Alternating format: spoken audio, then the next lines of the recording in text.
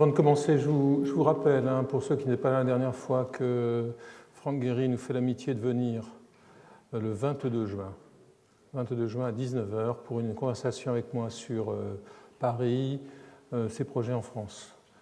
Donc, attendez-vous à ce qu'il y ait du monde, venez à l'avance. Les places ne seront pas réservées, sauf peut-être pour quelques super VIP. Et le 19 juin, toute la journée, colloque de 9 h à 18 h 30 sur l'architecture des musées, avec un programme que vous pouvez trouver sur le site du collège. Donc nous avons 2 rendez-vous, outre les 2 prochaines et dernières conférences dans ce cycle. Donc aujourd'hui, épisode numéro 7, Guéry et le gratte-ciel. Je voudrais commencer par un retour en arrière à la semaine dernière, car j'avais oublié, pressé par le temps, je n'avais pas pu vous parler de l'étrange galerie pisciforme, en forme de poisson, du Guggenheim de Bilbao, galerie qui était née à la demande de Thomas Krantz, le directeur du Guggenheim, qui avait exigé une galerie longitudinale et située au rez-de-chaussée. Sans doute avait-il quelque chose derrière la tête. En tout cas, il finit par commander au sculpteur Richard Serra cette œuvre, ce serpent double que vous voyez à gauche. À droite, vous voyez l'installation d'une exposition beaucoup plus complexe d'œuvres de Serra qui aura lieu dans cet espace.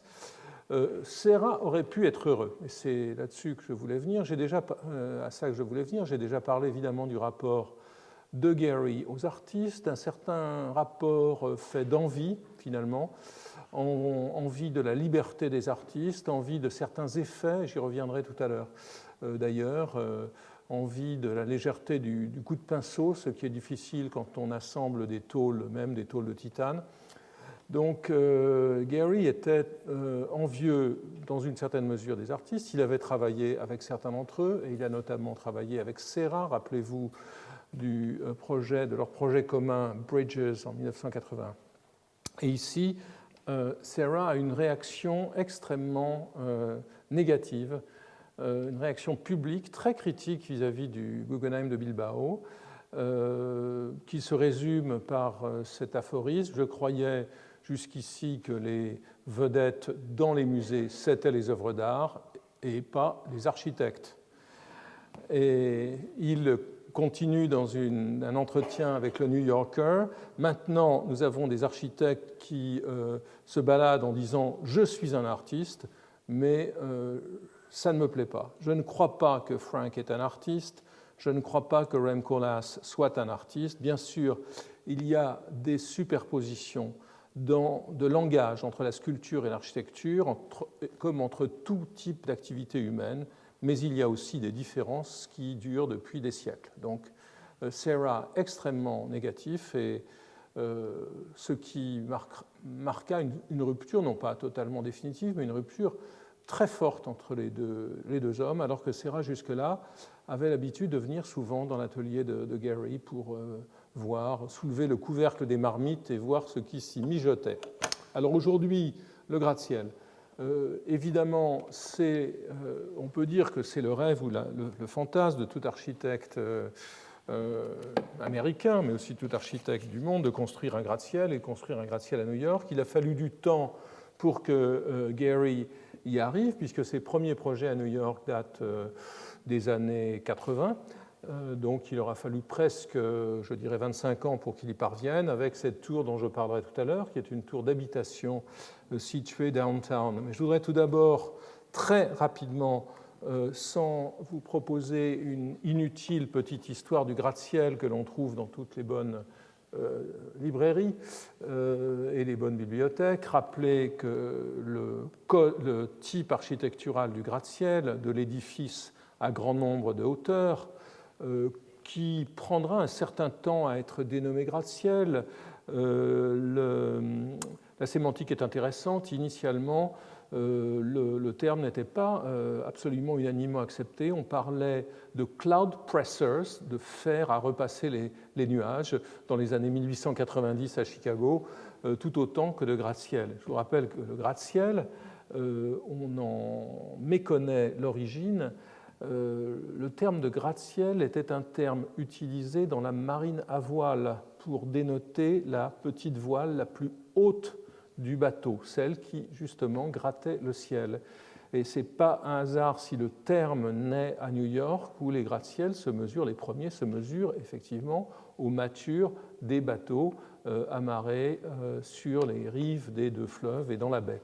Donc il y a une histoire new-yorkaise du gratte-ciel, il y a une histoire chicagolaise du gratte-ciel, et notamment illustrée par les bâtiments et le discours de Louis Sullivan, par lequel je voudrais commencer. C'est Louis Sullivan qui, dans un texte mémorable de 1896, intitulé le grand bâtiment de bureau considéré d'un point de vue artistique, essaye de codifier ce qu'un gratte-ciel doit être.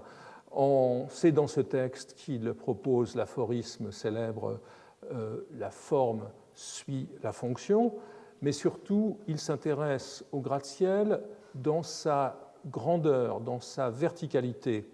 Quel est comment cet étrange, ce bizarre sommet de la ville peut-il prêcher l'évangile pacifique du sentiment, de la beauté, le culte d'une vie plus élevée? La solution est simple, écrit Sullivan.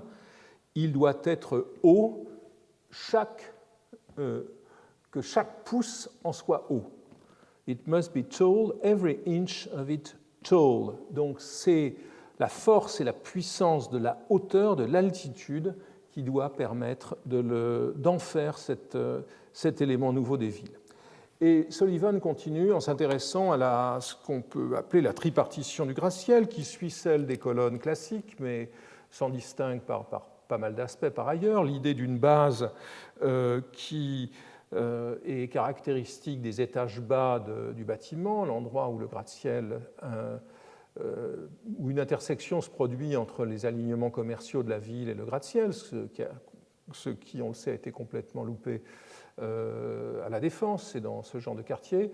La partie principale qui suggère, écrit Sullivan, la série monotone et ininterrompue des étages de bureaux, et enfin l'entablement ou le sommet qui doit transmettre la puissance et la luxuriance du grenier, du dernier étage. Et donc il se propose de codifier le gratte-ciel, de le considérer de cette manière tripartite, sans par ailleurs être complètement dogmatique quant à son assimilation à une colonne.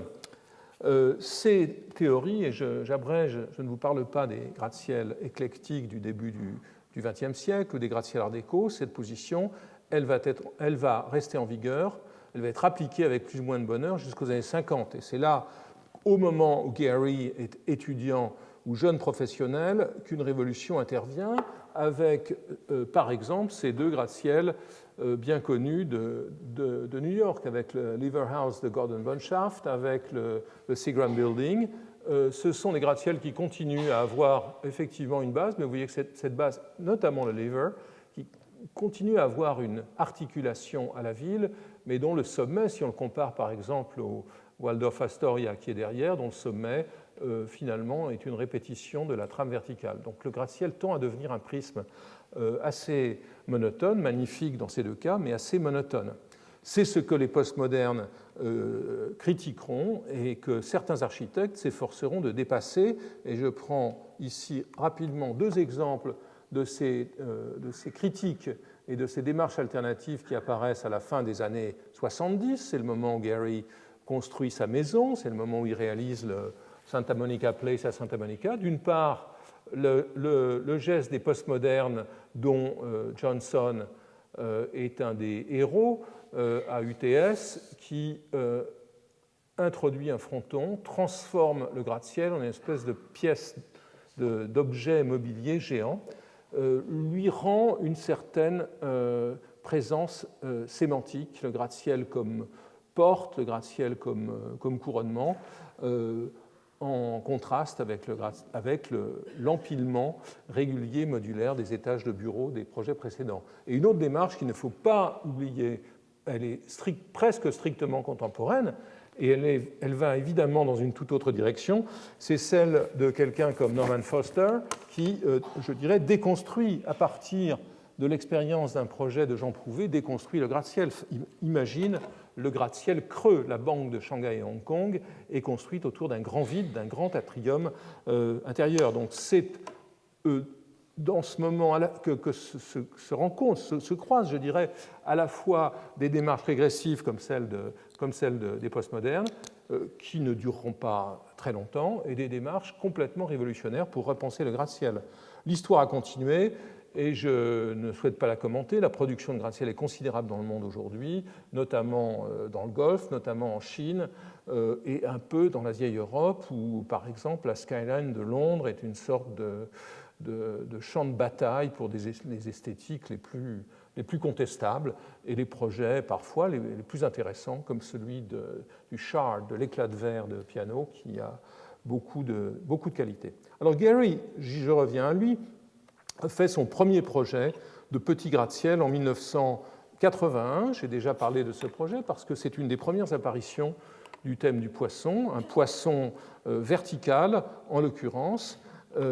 C'est un projet pour une ville moyenne du Midwest dans lequel il s'agit d'assembler des immeubles de bureaux et peut-être de logements et surtout de donner un accent avec un hôtel qui se singularise en étant un poisson debout, la gueule ouverte. C'est le début. Dès ce moment-là, les projets se succèdent, pratiquement tous sans résultat.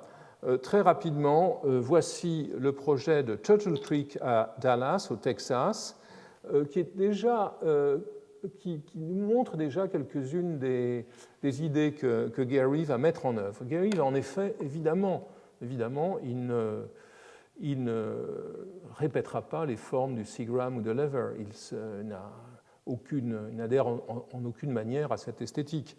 Dans le même temps, il va s'intéresser à faire du gratte-ciel, à faire ce qu'il a fait avec les habitations, c'est-à-dire à fragmenter le volume du gratte-ciel, c'est-à-dire en fait à rompre avec les règles traditionnelles et conservatrices des promoteurs et des architectes de gratte-ciel, pour qui le mot d'ordre, selon le joli titre d'un livre de Carol Willis, qui est une petite histoire du gratte-ciel, ces promoteurs pour lesquels le slogan n'est pas Form follows function, mais Forms follows finance. La forme suit la finance, c'est-à-dire le fait que les gratte-ciels sont faits essentiellement pour être des immeubles locatifs et doivent être standardisés pour s'adapter au marché des bureaux, essentiellement. Donc vous voyez que déjà dans ce projet qui compte un hôtel et des bureaux, Gehry ne traite pas du tout ces bâtiments comme des parallélépipèdes, mais introduit des déhanchements, introduit des superpositions complexes, fragmente le volume du bâtiment que vous voyez à droite, crée une espèce de foisonnement de bâtiments plus complexes au niveau du sol. Donc il crée une petite cité verticale dans laquelle on retrouve certains des traits de ces projets par ailleurs. Voilà un croquis qui nous montre, on en verra d'autres, qui nous montre comment dès ce moment, Gehry s'intéresse beaucoup aux formes de sédimentation des étages des bâtiments. Plutôt que de les penser comme c'était le cas avec Lever ou Seagram, comme une sorte d'extrusion d'un plan unique qui se prolonge sur des dizaines d'étages, l'idée d'opérer par sédimentation des tâches qui peuvent être différents. Et c'est un peu avec ces petits déhanchements qui deviendront plus importants par la suite ce que ce projet commence à montrer. D'autres projets encore dans lesquels, je dirais, les gratte-ciel naviguent en escadrille, c'est un projet pour Burbank, qui est une ville de l'agglomération de Los Angeles, pour NBC, réseau de télévision. Le dessin à droite nous montre une espèce de conversation entre des robots.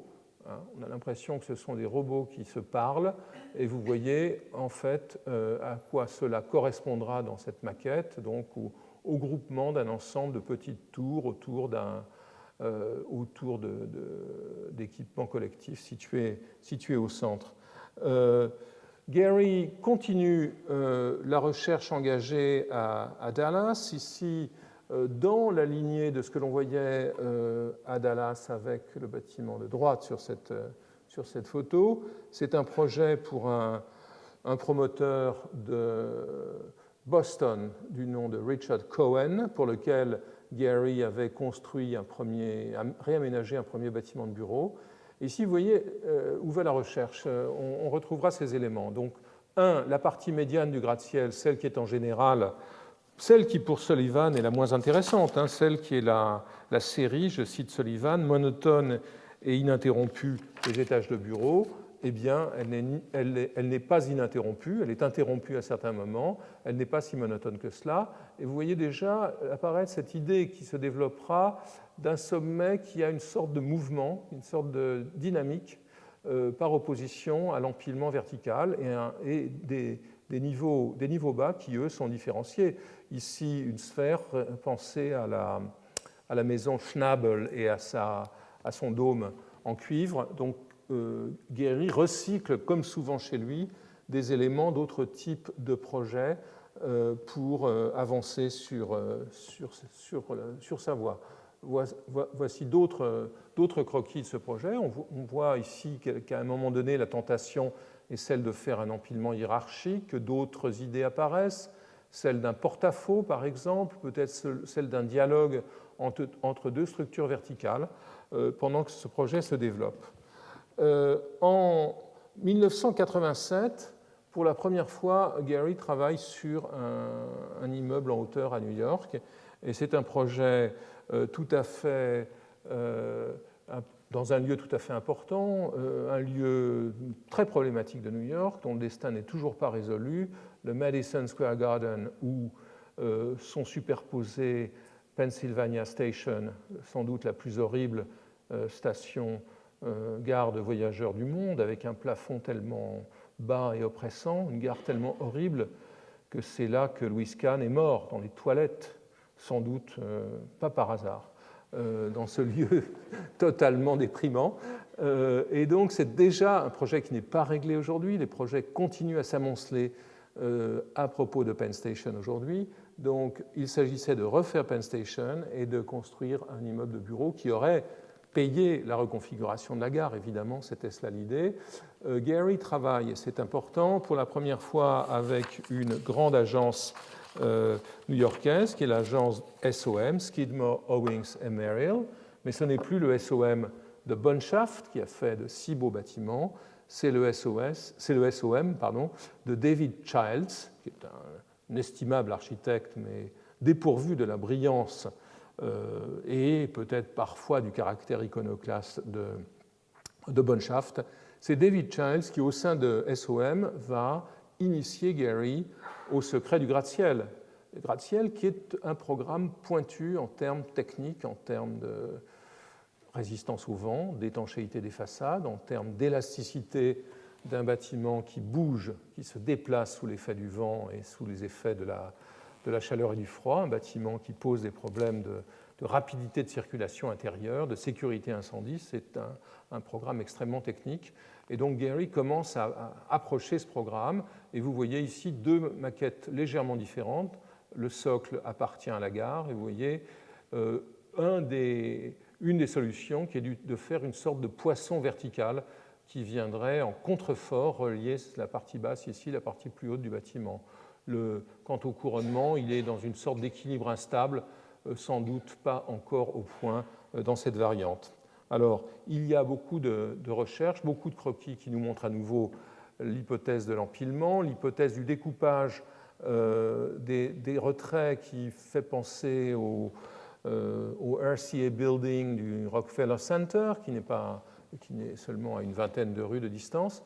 Et à nouveau, vous voyez cette idée d'un couronnement dynamique, une petite flèche ou une petite flamme en haut du bâtiment qui, évidemment, a comme objectif de s'insérer dans la conversation des couronnements de gratte-ciel de Manhattan. Un autre projet qui est plus développé, celui-ci, qui correspond à une commande tout à fait réelle, c'est un projet pour Cleveland, Ohio, qui n'est pas une ville extrêmement verticale. À Cleveland, Gary avait un client, Peter Lewis, qui était le président de cette compagnie d'assurance. Et Lewis commande un gratte-ciel à Gary, ou plutôt qui, dans un premier temps, selon son biographe, selon Goldberger, est très réticent pour faire le projet, suggère d'aller chercher Philip Johnson, qui suggère d'aller chercher Peter Eisenman. Et finalement, Gary se résout à faire le projet. Et vous voyez donc que le dispositif qui s'amorçait au Madison Square Garden se précise, donc différents solides verticaux traités de manière différente, l'un plaqué en pierre, l'autre en métal. Et vous voyez que la prolifération des équipements collectifs ou des éléments urbains au niveau du sol devient plus intense, pendant que la superstructure est tout à fait complexe. Vous voyez ici une superstructure qui est de l'ordre du gag imaginé pendant la confection de la maquette, qui consiste à poser un journal plié en haut de l'édifice, ce qui vous donne au passage une idée de la structure. Ce journal plié donne à Oldenburg, avec qui Gary dialogue à propos de ce projet, l'idée de poser un trombone géant sur le sommet du bâtiment. Mais ce gratte-ciel, qui ressemblait plus à une esquisse et à un ensemble d'idées plus ou moins bien ficelées ensemble, ne va pas convaincre le board, le conseil de Progressive, en dépit de son nom. C'est une compagnie qui est conservatrice quand il s'agit de ses ressources immobilières, de ses immobilisations physiques, et donc elle ne donnera pas suite au projet et conseillera à Gary de travailler plutôt sur la maison de son patron, ce qu'il fera pendant plusieurs années. Un projet dont j'ai parlé, voilà quelques éléments de réflexion. Vous voyez à nouveau l'idée de la prolifération des étages bas du bâtiment, tel qu'on pouvait la voir sur la maquette, prolifération, et puis émergence très forte de cet élément vertical qui ressemble presque à une fusée sur son pas de tir.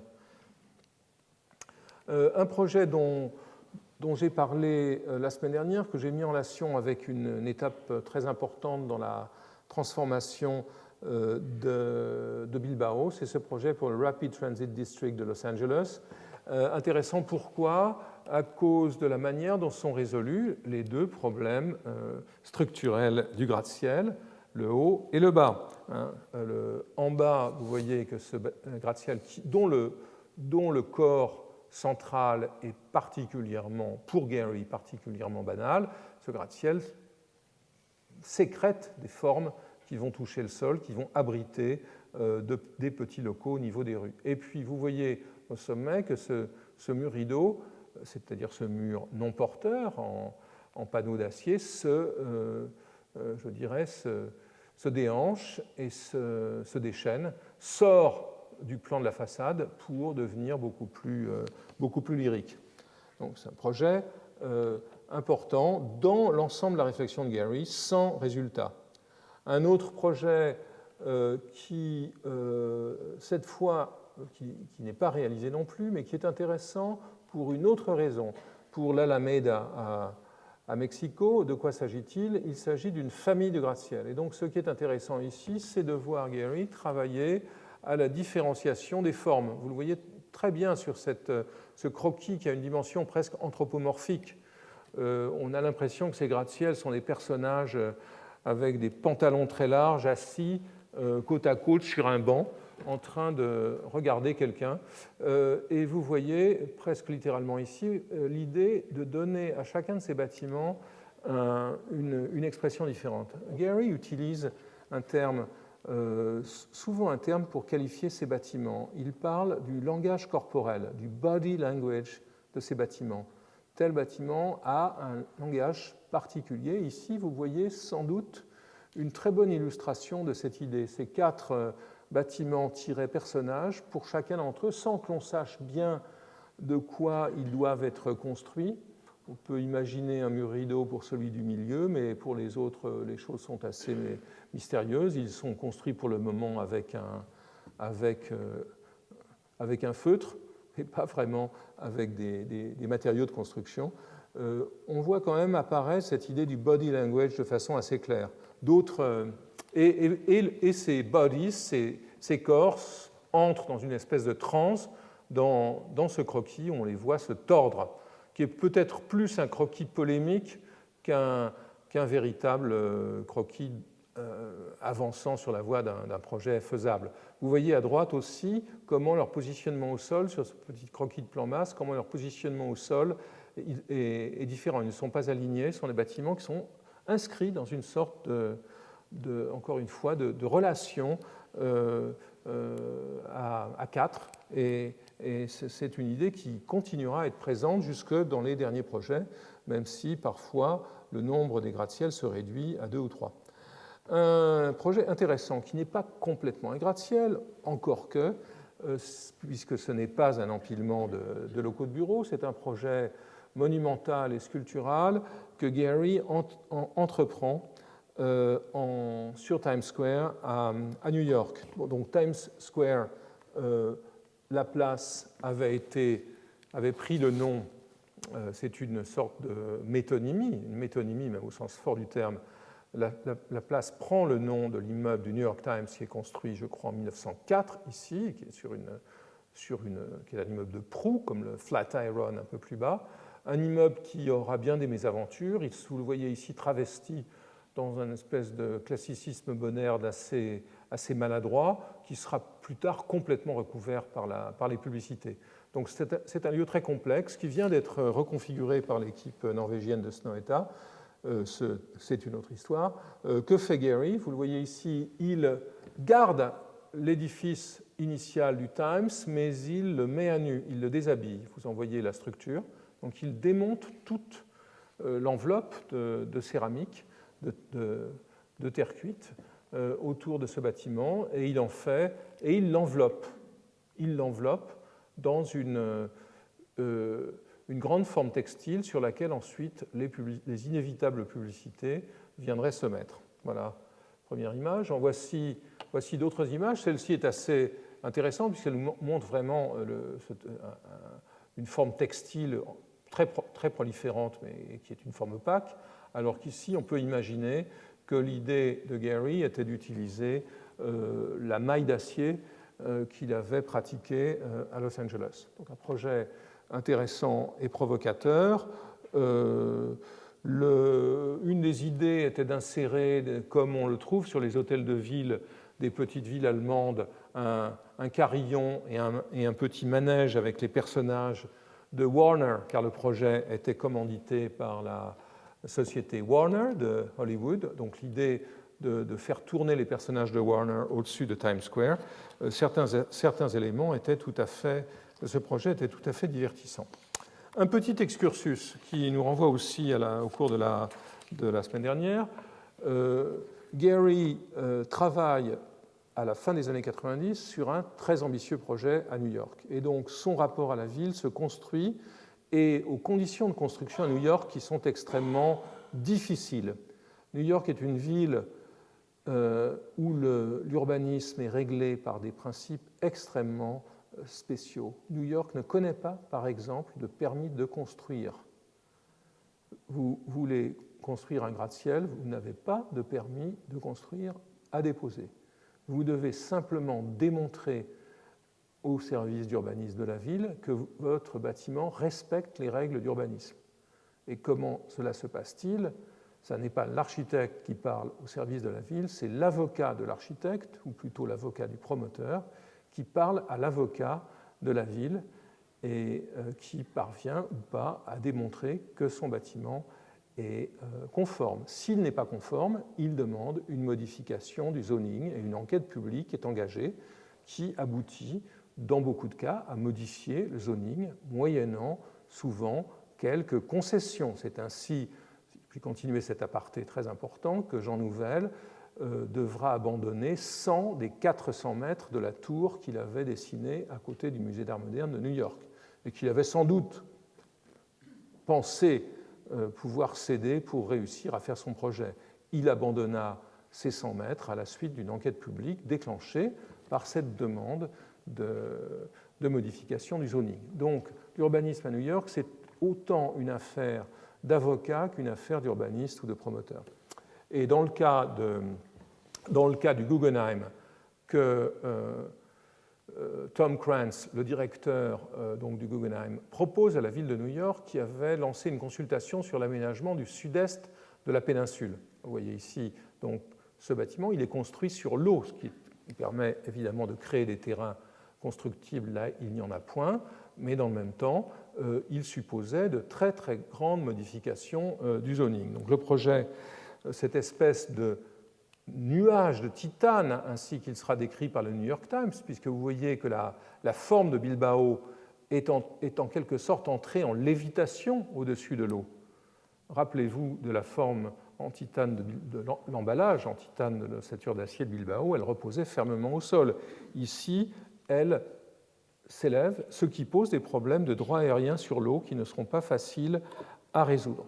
Mais surtout, dans ce cas, la maladresse du directeur du Guggenheim, de Krantz, qui ne négocie ni avec son propre conseil, ni avec le gouverneur Pataki, ni avec le maire de l'époque, Giuliani, n'arrange pas le projet, qui est un projet très coûteux de l'ordre du milliard de dollars, c'est-à-dire plus de 10 fois plus que Bilbao. Et évidemment, il sera très facile pour tout le monde de prendre prétexte du 11 septembre 2001 pour ne pas faire ce projet, pour l'abandonner. C'est un projet qui avait aussi agité les gazettes, et j'évoquerai à ce propos cette caricature de New York Magazine qui nous montre Gehry en train d'envelopper, en train de draper son bâtiment au milieu d'introduire au fond une sculpture dont beaucoup craignaient ce qu'ils considéraient comme devant être le mauvais goût, planter donc cette sculpture au milieu de la ville.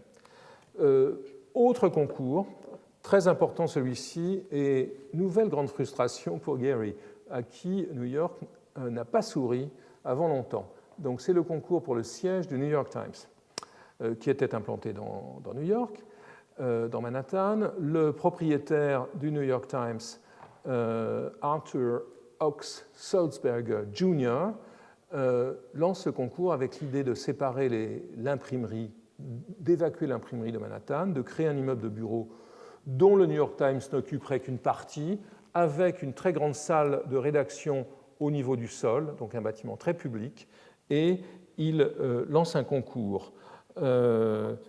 Gehry participe au concours avec David Childs de SOM et travaille énormément à élaborer ce projet, en parallèle avec des architectes comme Norman Foster, Cesar Pelli et Renzo Piano. Donc voici les dessins du Times. Vous voyez que Gehry, cette fois-ci, est comme tétanisé par Manhattan par rapport au projet précédent. Il y a un effet de contexte. Ces bâtiments restent pyramidaux, mais sont beaucoup plus disciplinés. Ils travaillent beaucoup, notamment sur on le voit ici, sur la trame, sur la grille du mur rideau. Ils travaillent aussi sur l'épaississement de la base, ici, qui devient cette espèce de grand hall ouvert que demandait le programme. Il travaille sur le sommet, bref, les thèmes classiques du gratte-ciel, mais il le fait dans des conditions beaucoup plus disciplinées. Une référence apparaît d'ailleurs au cours du travail. Vous voyez, ce croquis est assez important car il nous montre comment le gratte-ciel semble s'extraire ou être extrait par la magie du crayon d'une forme en bloc. Et Gehry comparera ceci aux esclaves de Michel-Ange, écrivant « Ce projet, c'était comme si je sculptais dans du marbre. Vous devez trouver la sculpture dans le bloc de marbre. Vous le voyez dans les esclaves de Michel-Ange, par exemple, où il a laissé le marbre brut intact. Il n'avait pas, et pour cause, il n'avait pas une image, un dessin sur la base duquel il pouvait travailler. Il a trouvé la forme dans le marbre. C'est la même chose dans mes dessins.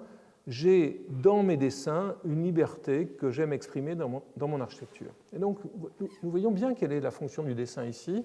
Avec la pointe du feutre ou de la plume, vous arrivez à dégager progressivement des formes plus complexes à l'intérieur d'un bloc relativement simple. Donc en tout cas, c'est ce que Gary fait ici, et ce qu'il continuera à faire avec de multiples maquettes.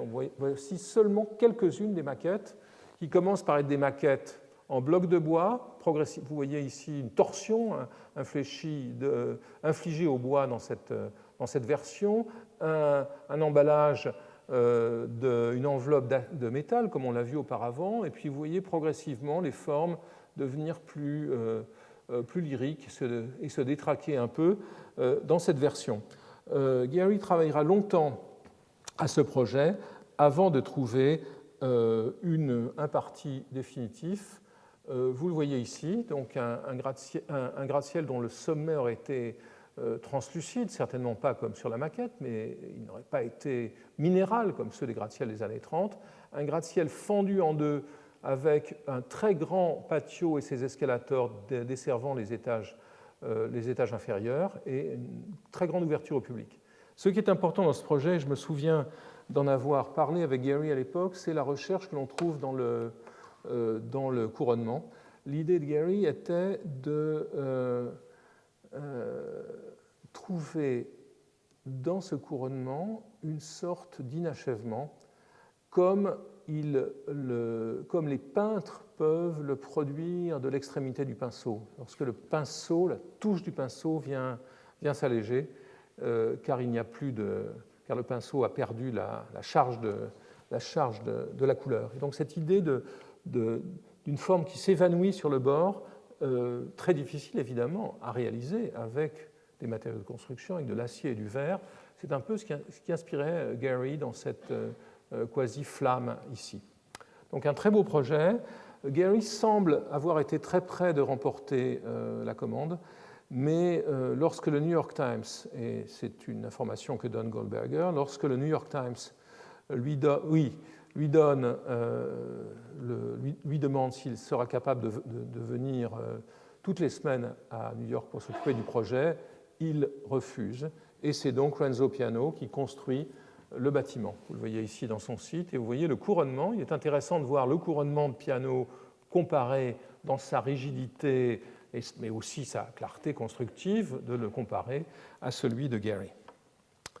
Un autre projet new-yorkais qui n'est pas à proprement parler un gratte-ciel, mais qui est une étape dans la matérialisation de ce travail sur l'enveloppe, c'est le siège de l'entreprise de Barry Diller, qui se trouve sur l'Hudson River, désormais dominé par un bâtiment de Nouvelles qui est une sorte d'hymne à la fenêtre, avec des centaines de fenêtres différentes assemblées. Ce bâtiment dérive d'un projet intéressant qui n'est pas un gratte-ciel en tant que tel, mais qui est un étage d'un gratte-ciel.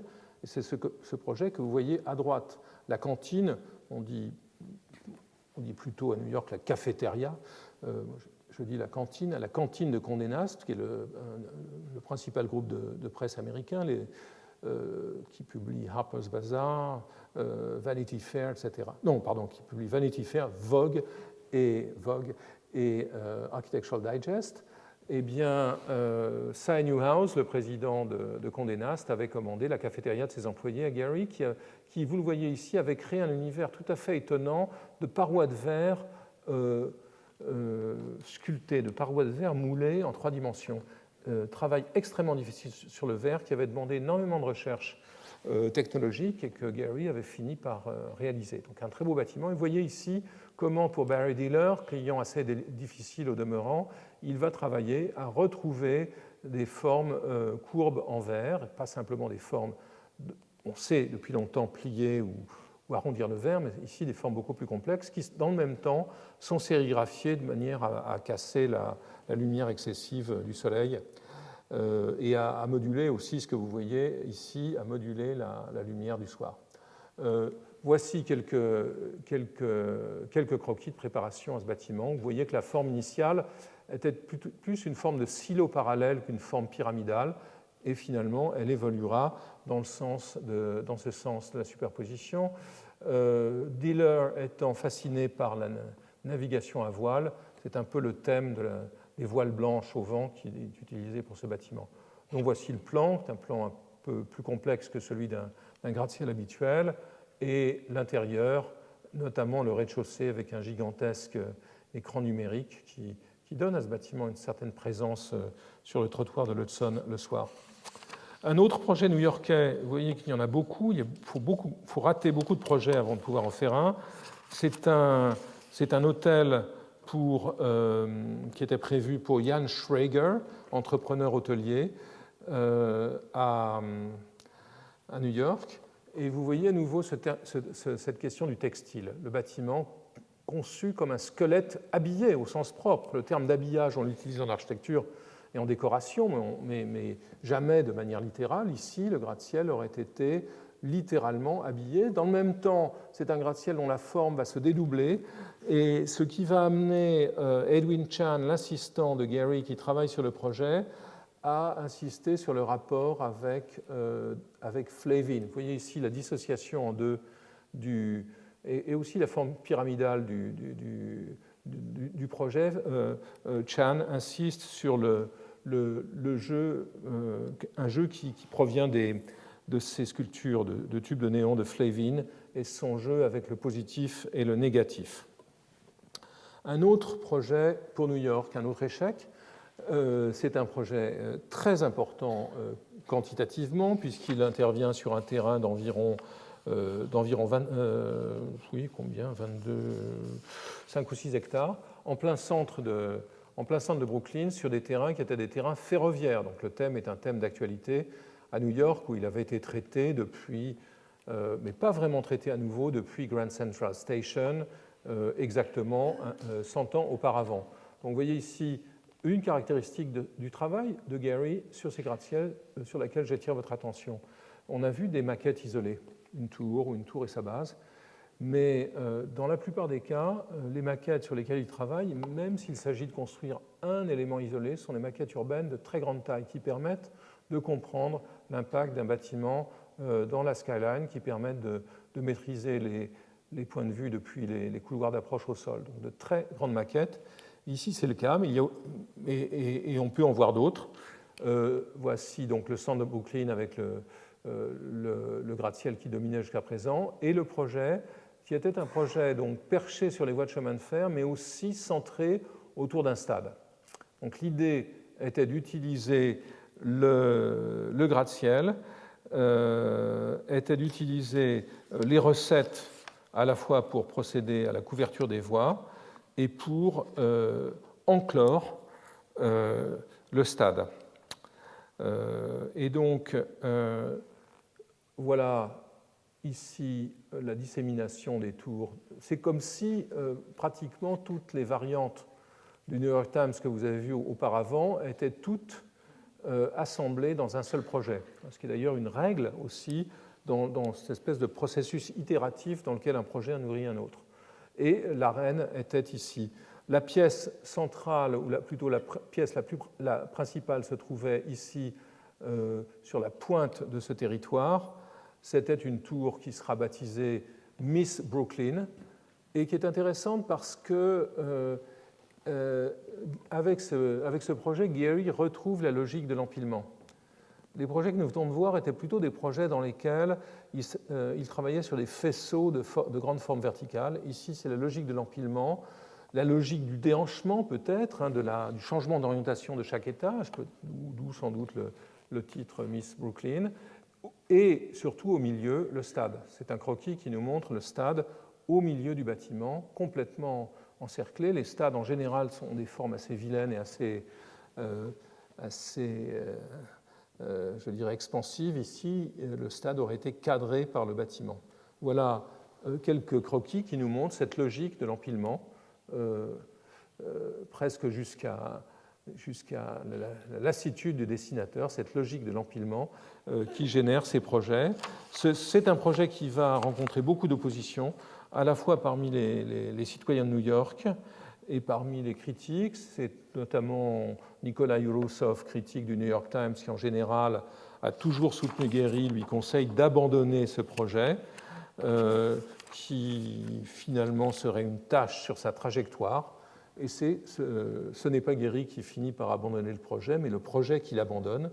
lorsque le promoteur, Bruce Ratner, le chasse pour confier le projet, pour démanteler le projet et en confier des morceaux à d'autres architectes. Alors le succès arrive finalement à Gary, à New York, et voici donc ce que je vois depuis ma fenêtre quand je suis à New York. Je vois le World Trade Center reconstruit et la tour de Gary, qui a été longtemps la plus haute tour, pas si longtemps que ça, la plus haute tour d'habitation de New York. Vous voyez comment elle est vendue. New York by Gary. C'est quand même assez comme s'il signait, il pouvait être considéré comme étant l'auteur du paysage découvert depuis l'intérieur du bâtiment. Et ce que l'on voit quand même sur cette photo, qui est intéressant et on va y revenir, c'est que c'est un bâtiment qui regarde New York, mais qui se regarde aussi et qui, je dirais, se regarde regardant New York. Alors Gary est très, très, très angoissé à l'approche lorsqu'il aborde ce projet et il essaye de rompre avec la réglementation. Construire en fonction de la réglementation aurait abouti, en appliquant la réglementation de façon extrême, c'est-à-dire en faisant un bloc vertical, aurait été maladroit, et donc il va s'intéresser à cette construction pyramidale avec des retraits, d'autant plus que le bâtiment se trouve en face du Woolworth Building. Donc, vous voyez ici, ce projet s'explique beaucoup avec ce croquis dans lequel Gary, la dimension contextuelle du travail de Gary se développe. Vous voyez ici comment il essaye de trouver des relations entre l'expression de façade du Woolworth, entre les moments, les décrochements du Woolworth et son projet. Il le fait au prix d'un travail considérable en maquette. Vous voyez quelques-unes des maquettes qui ont été réalisées, et c'est donc un projet intéressant à cause justement de ce travail qui n'est pas, contrairement au précédent, dans la logique sédimentaire, qui est dans la logique du faisceau de parallélépipède, faisceau de forme plus triangulaire, faisceau de forme torsadée, torsade complète. Donc c'est une recherche très poussée dont on voit une expression ici dans une exposition de certaines des maquettes. Un travail aussi sur le revêtement lui-même, intéressant parce que vous voyez déjà ici que le bâtiment a une base qui est assez différente, je vais y revenir. Un travail sur le revêtement qui va être consommer une grande partie de son énergie. Ici, le bâtiment tel qu'on le trouve aujourd'hui dans la skyline du bas de Manhattan, tel qu'on peut le découvrir depuis le premier bâtiment reconstruit du World Trade Center, tel qu'on peut le voir au crépuscule, prenant la lumière et devenant très cuivré au crépuscule. Et vous voyez à droite les sections, qui ne sont pas des élévations mais des coupes, qui nous montrent la partie basse du bâtiment, qui est en fait une école primaire que le promoteur a dû reconstruire car il avait pris une partie de son terrain. Donc c'est un bâtiment mixte, une école et des logements locatifs au-dessus. Dans l'expression de façade du bâtiment, qui est une façade d'acier, Gary va évoquer un précédent différent de ceux que j'ai eu l'occasion de mentionner jusqu'ici. Il écrit « J'ai eu un de ces moments eureka et à 3 heures du matin, quand j'ai pensé au Bernin. Michel-Ange est rond, Bernin est plus anguleux. » Et c'est donc ce qui a plu à Gary alors qu'il essayait d'arranger les éléments, les panneaux de sa façade que vous voyez ici. Vous voyez que cette façade est faite d'éléments extrêmement nombreux et tous divers. Je crois qu'il y a au total 10 000 panneaux, dont seulement 2 000 sont sériels. Tous les autres sont des panneaux individuels dessinés avec l'ordinateur et les systèmes dont j'ai déjà parlé. Vous voyez ici comment ces panneaux peuvent être légèrement différenciés dans leur courbure, de manière à créer de longues lignes sur la façade qui se résolvent avec des courbures à chaque fois différentes. Donc, ce travail très complexe, qui n'est pas un travail d'ondulation, mais plutôt de nervurage, pour lequel l'extase peut-être pas très religieuse de la Sainte Thérèse du Bernin, est une référence possible. Gehry écrit ailleurs: une des grandes influences sur moi fut celle de l'artiste italien Gian Lorenzo Bernini. La première fois que j'ai vu sa sculpture de la Sainte Thérèse, qui est, je vous le rappelle, dans l'église Santa Maria della Vittoria à Rome, c'était en 1960. J'ai toujours été fasciné par les plis. On a vu en tout cas cette dimension textile aujourd'hui dans certains de ces projets. Et dans cette tour, nous utilisons les plis du Bernin pour fabriquer la façade. Donc voici cette façade. Voici la partie basse du bâtiment avec l'école, qui est une école absolument standard, correspond aux règles de la ville de New York, et puis ensuite les éléments d'accès qui permettent d'arriver dans les étages. Voilà le plan du bâtiment lui-même en forme de T, avec un couloir cruciforme et des appartements qui se développent, vous le voyez ici, à partir d'une géométrie orthogonale à l'intérieur. Gehry n'a pas fait les plans d'appartements, et donc ce sont des plans qui ont été faits par des architectes tout à fait au fait des règles du marché immobilier de New York. Je souligne simplement l'extraordinaire surface consommée par les 3 salles de bain de cet appartement. Et vous voyez, en tout cas, ce qui me semble important ici, c'est donc de bien voir la richesse des points de vue, notamment des points de vue que l'on peut avoir, et ce qui est assez exceptionnel dans un bâtiment de ce genre, du bâtiment vers lui-même, et pas simplement du bâtiment vers la ville. Voici ce que cela donne, photographie publicitaire qui nous montre à la fois la piscine au sommet, en plein ciel, et puis ses relations avec le paysage urbain, et notamment cette présence tangentielle d'une des ailes du bâtiment vue depuis l'intérieur. D'autres projets de gratte-ciel se multiplient dans cette phase, réussi, construit ou non. Ce projet d'un centre de loisirs à Brighton, en Angleterre, où l'on retrouve l'idée du projet pour l'Alameda de Mexico City, ici une espèce de joyeuse troupe de gratte-ciel qui semble se mettre en route vers une destination mystérieuse.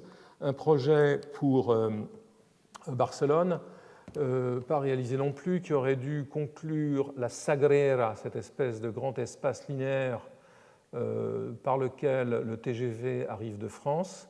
Vous voyez ici cette idée de faire un gratte-ciel qui aurait été une sorte de figure de proue. Il a presque ce mouvement d'une figure de proue au bout de cette trouée, non réalisée. Un autre projet ici pour Monte-Carlo, où Gehry a été consulté avec Colas et Christian de Porzampar pour réaliser un ensemble de tours en bord de mer et même sur des terrains gagnés sur la mer. Donc, vous voyez ici cette maquette qui est assez intéressante avec ce drapé, toujours cette dimension textile. Est-ce un drapé ou est-ce un froissé? Dans une autre version, les gratte-ciels sont détaillés et construits avec un squelette extérieur, avec une ossature extérieure, à partir de laquelle les niveaux auraient été suspendus. Donc une version assez hardie de ce projet, peut-être sera-t-elle réalisée sous une forme ou sous une autre, et peut-être ailleurs. Et je rapproche évidemment cette image, cette structure faite de lanières, de la structure des chaises, des sièges étudiés pour Knoll. Encore une fois, le saut d'échelle appliqué à un bâtiment, une figure utilisée pour le mobilier ou l'inverse, est une pratique courante de Gehry. Un autre projet infructueux, le programme a été abandonné, c'était une sorte de concours pour un musée-centre d'archives à Andorre, donc que Gehry dessine dans le site montagneux. Vous voyez ici, cette image est intéressante parce qu'elle nous montre comment le projet a été constitué par une sorte de processus d'accumulation, d'amalgamation et de conjugaison de volumes, des volumes internes, puisque c'était un projet assez complexe et pas du tout un projet d'immeuble de bureau avec des niveaux répétitifs. Donc c'était un projet qui agglutinait des composantes diverses. Voici la maquette en bois, et la maquette elle-même, la maquette finale, est extrêmement intéressante parce qu'elle utilise une matière tout à fait nouvelle dans le travail de Gehry. L'idée était d'utiliser des éléments constructifs en aluminium dilaté, une espèce d'aluminium fondu sous pression.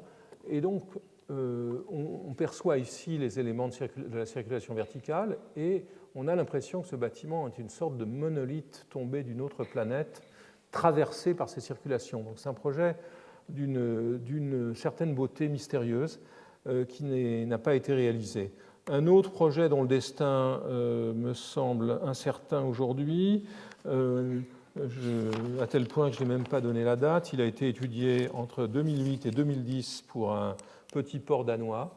C'est un projet de bureaux, d'hôtels et d'équipements culturels. Vous voyez comment on est parfaitement, il illustre à mon avis parfaitement la logique sédimentaire, accumulative, comme on le voit sur cette photo de maquette.